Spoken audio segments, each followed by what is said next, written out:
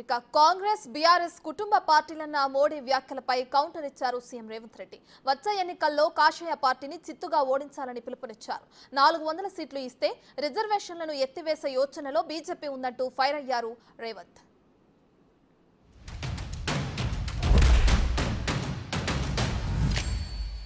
ये double R tax पर लगाम नहीं लगाई तो ये 5 साल में आपको ऐसा बर्बाद कर देगा तेलंगाना फिर खुद खड़ा नहीं हो पाएगा।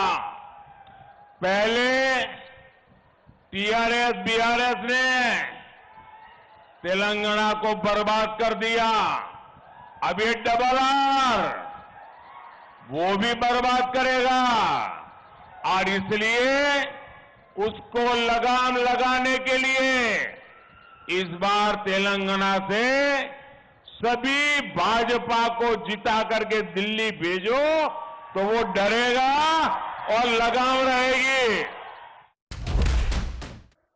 డిసెంబర్ లో వచ్చిన ఫలితాలు సెమీఫైనల్స్ మాత్రమే. సెమీఫైనల్స్ లో చంద్రశేఖరరావును చిత్తుగా ఓడించి ఇందిరమ్మ రాజ్యాన్ని తెచ్చినందుకు మిమ్మల్ని అభినందిస్తున్నా.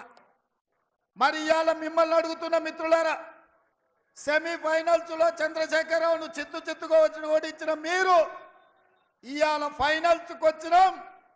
ఈ ఫైనల్స్ లో ఈ తెలంగాణ పౌరుషాన్ని గుజరాత్ కు తెలిసే విధంగా బీజేపీ వాళ్ళు సూరత్ కు పారిపోయే విధంగా ఇవాళ తీర్పు ఇవ్వాల్సిన అవసరం ఉన్నది.